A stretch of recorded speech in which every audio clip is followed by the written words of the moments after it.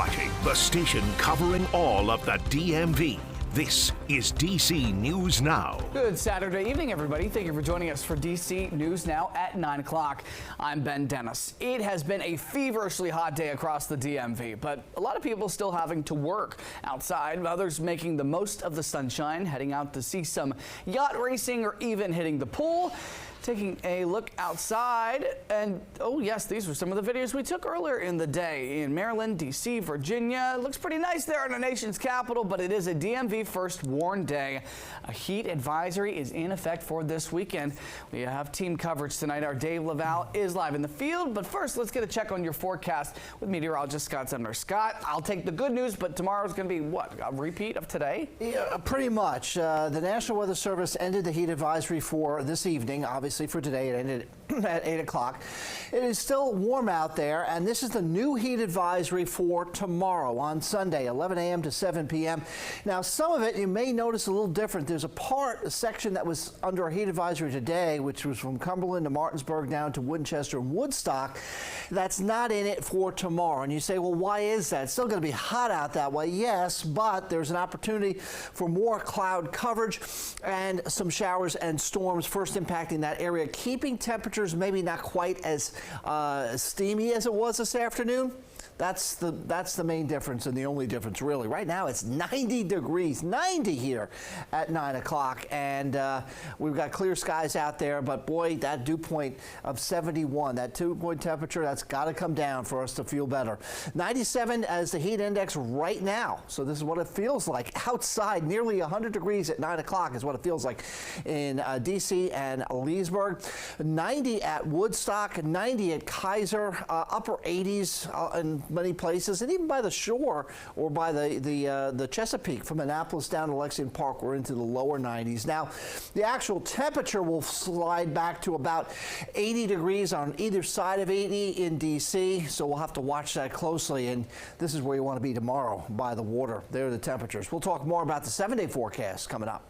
For Scott, thank you. We, of course, continue our team coverage right now in Georgetown. Our Dave Laval is joining us live. He caught up with some people swimming in the district as well. Dave, you are near a splash pad right now. You talked about it earlier this week, but how are people seeking relief from all this heat? Well, hey there, Ben. There are definitely several ways to stay cool during this heat wave, yet we found one way that tops all the others. Families cool off at the Ridge Road Pool. Feels good, real good. The McCarty family spent most of Saturday in the cool water as they and others packed the pool. No problem getting in, though. Not long at all. Maybe about 5 minutes because they was making sure everything was safe for everybody to come in and out. That's all. Not everyone could say that. It's very hot. That's a way to describe Tia Benson. She and her family are among those who could not get in, as supervisors had to limit entry once it reached capacity. It's unfair that we can't enjoy the water because they say it's overpacked when it's not. It's enough for everybody to come and get wet. People found other ways to cool off with water. I'm hot. The Burns family stocked up on another case of it during this heat wave. We on about 10. Get a case every 2 days probably. Gabriel Williams should be okay, as he keeps a good supply of water with him. It's a little hot, but you know, it's bearable in some ways. Also, well, as long as you stay hydrated, then you should be fine. there's good news for those who seek relief in the water. District outdoor pools are now open 6 days a week. And the good news is the outdoor pools will reopen tomorrow morning at 10 o'clock. We're live in Georgetown. Dave Laval, DC News Now. A hot one out there indeed, Dave. Thank you. Today in the district, a barbecue battle in that heat. The 32nd annual barbecue battle runs through tomorrow on historic Pennsylvania Avenue downtown. Today, lots of folks endured the heat to sample some barbecue from the best pitmasters around the country. DC News Now was there too. We talked with some viewers, enjoyed some good food. Lots of brands set up tents, giving out free samples as well. It's hot today. Stay cool, guys. We're here to support, giving free samples out. So just stay hydrated, guys. We're with other brands as well, so we're just trying to stay cool under the tents. Oh yeah, so I have this on, you know, company provided, thankful. We've got some heat training that we had to go through, making sure that, you know, we're staying safe, we're staying cool, taking breaks if we need it. I have some drinks in here, not only water, but some electrolyte packs and that kind of thing. So what'd you miss today? What might you get tomorrow? There was live music, interactive exhibits, a giant chill zone. That's good to help everyone stay cool. And if you missed the barbecue today, you can also go tomorrow. We'll be there as well.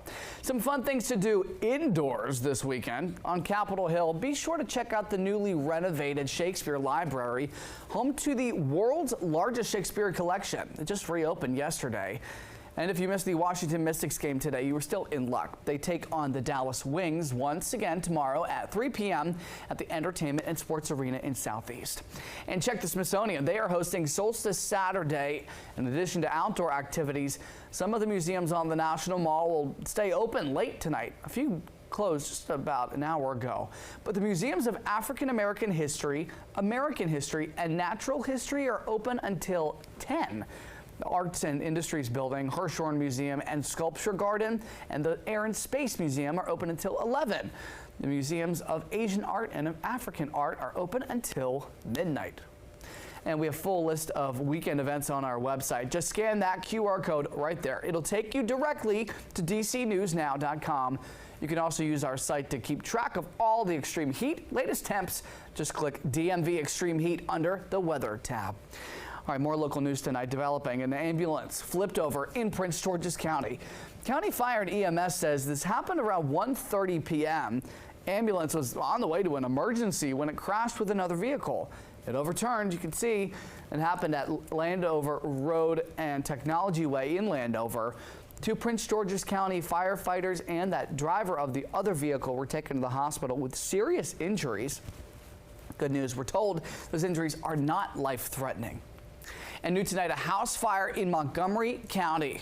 This happened around 3:30 on North Horners Lane near Crab Avenue in Rockville. It's near Rockville Pike. The family in the single-family home, the fire in that home spread to the attic before fire crews were able to put it out. Told 3 people and 2 dogs were displaced. Thankfully, nobody was hurt. And D.C. police say that 3 women and 1 man were shot in Southeast last night in one shooting. We're told police were called to 14th Place and Savannah Street. This is near Hebrew Congregational Cemetery. All victims were conscious and breathing. And this was just one of several shootings overnight in D.C. that police are investigating. Among them, a woman was shot just before 1 a.m. in Southeast. She was found conscious and breathing on 16th Street in Anacostia. Then just before 6 a.m., a man critically hurt in a shooting. Police were called to M Street in Northeast.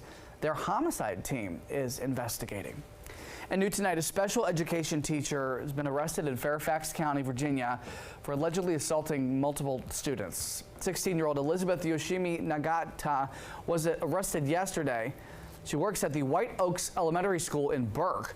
Back on April 12th, Child Protective Services were notified that a teacher was seen assaulting a student there.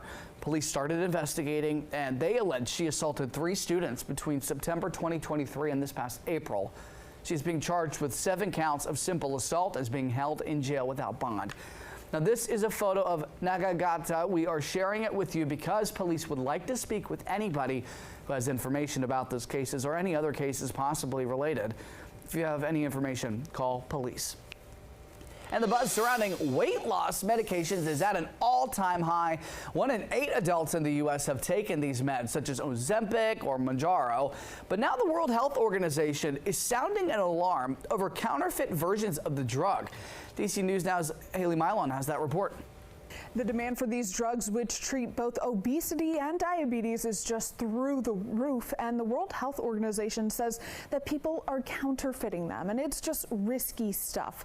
WHO officials say that fake versions of the drugs like Wegovy, Ozempic, and Mounjaro may lack verified ingredients or raw components, which could pose health risks. They may even be missing semaglutide or tirzepatide, which could leave users with unmanaged blood glucose glucose levels. It's a worldwide problem. WHO identifying 3 counterfeit batches of Ozempic, tracing the counterfeits in Brazil, the UK, Ireland, and the US. The manufacturer of Mounjaro, Eli Lilly, filing lawsuits in Ohio, Texas, Hawaii, and here in DC, claiming that wellness centers and medical spas are falsely claiming their medications are FDA approved. To ensure your safety, you should always verify with your doctor where you're getting these medications. I'm Haley Milon, DC News Now. Our thanks to Haley. Meantime, today a funeral was held for Maryland parole officer Davis Martinez. He was murdered last month. The memorial was held at Living World International Christian Church in Silver Spring this morning. Police say that Martinez was killed on May the 31st in the line of duty during a home visit for a registered sex offender.